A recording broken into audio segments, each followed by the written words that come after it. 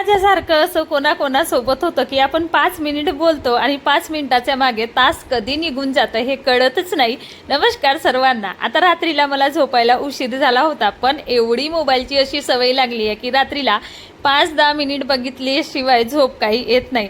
आता मोबाईल पकडली, म्हटलं आधी तर उशीर झालंच आहे, पण थोडा वेळ बघते 5 मिनिट आणि मग झोपेल. आता 5 मिनिटासाठी हातामध्ये मोबाईल पकडली आणि त्या 5 मिनिटाचे तास कधी होऊन गेले ते कळलेच नाही आणि मला रात्रीला झोपायला उशीर झाला. आता मला झोपायला उशीर झाला म्हणून मी आज 5:15ला उठले. आता 5:15 म्हणजे माझ्यासाठी भरपूर झाले. मी 5ला उठते आणि हॉल, किचन आणि पोच पटकन झाडू लावून पोचा लावून घेते आणि त्याच्यानंतर आमच्या आंघोळी होऊन भगवंतापुढे झोत लागते. तर आज मला थोडं लेट झालं, त्यामुळे माझ्याकडे झोतसुद्धा थोडी लेट लागली, कारण उठल्यानंतर मी हीटरला पाणी गरम करायला ठेवते आणि तोपर्यंत माझा झाडू पोचा होतो. आता माझा झाडू पोचा होईपर्यंत उत्कर्ष आणि उत्कर्षच्या पप्पाची आंघोळसुद्धा होऊन जाते आणि मग माझी आंघोळ झाली की आम्ही भगवंतापुढे झोत लावून घेतो आणि मग आपापल्या कामाला वळतो.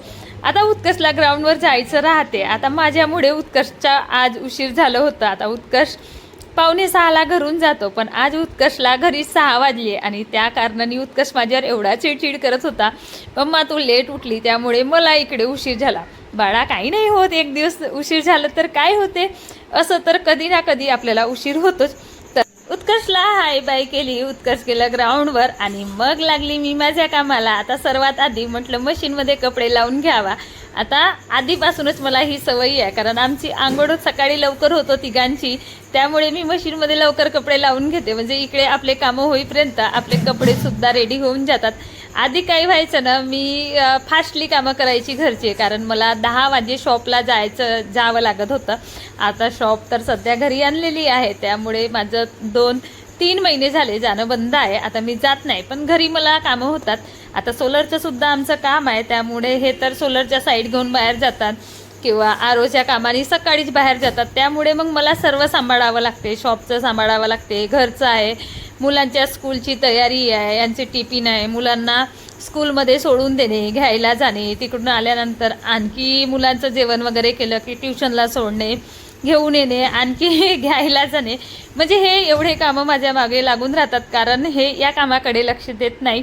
यांचं आरोचं आणि सोलरचं आमचं काम आहे, त्यामुळे त्या कामामध्ये हे भरपूर बिझी असतात आणि मग हे जे परिपूर्ण कामं आहेत ते मी पूर्ण सांभाळत असते. आता शॉपमध्ये जात नाही, त्यामुळे थोडा रिलॅक्समध्ये कामं करते, म्हणजे मला स्वतःसाठी थोडं वेळ मिळते. तेवढी धावपळ आता माझ्या मागे काही जास्त होत नाही. तर आधी एकदम फास्टली कामं करायची, स्वयंपाक, मुलांची तयारी, मुलांना स्कूलमध्ये सोडणे, शॉपमध्ये जाणे, शॉप ओपन करणे आणि मग शॉपमध्ये बसणे, कस्टमर आले तर कस्टमर बघणे किंवा मशीन असेंबल करणे, हे सर्व कामं मला आधी लागून होते. त्या कामासाठी माझी भरपूर धावपळ होत होती, पण आता घरी शॉप असल्यामुळे घरच्या घरी म्हणजे घरचे कामही होतात आणि शॉपचेही कामं होतात.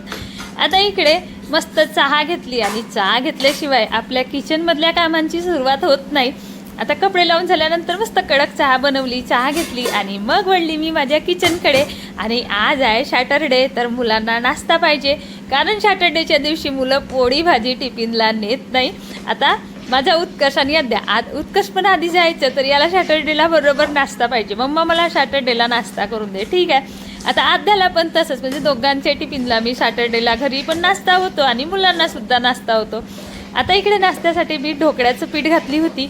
आता तांदूळ आणि चना डाळ भिजत घातली, त्यामध्ये थोडा जाड पोहा घातली होती आणि मस्त कुकरमध्ये ठेवली होती मी मिश्रण. आणि जेव्हा पण इडली करेल, ढोकळा करेल, तर तो मिश्रण ना, मी डोस्याचंही असेल तरी मी मिश्रण कुकरमध्ये ठेवते आणि कुकरचं झाकण टाईट आपलं लागतं, त्यामुळे पीठ छान मुरून येतो सकाळपर्यंत.